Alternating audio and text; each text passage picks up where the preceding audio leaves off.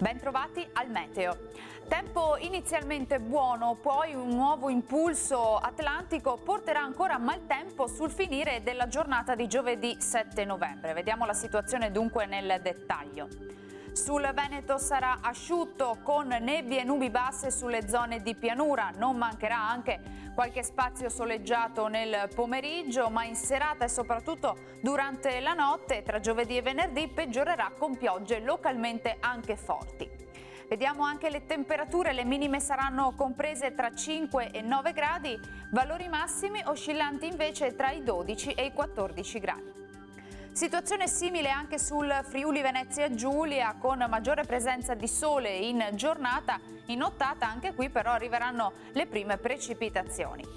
Temperature minime tra 8 e 12 gradi, massime tra 14 e 15 gradi. Poche novità anche sul Trentino Alto Adige, qualche foschia o nebbia sui settori meridionali, sarà più soleggiato altrove. Anche qui peggiorerà durante la notte. Temperature minime tra 3 e 4 gradi, valori massimi intorno agli 11 gradi circa.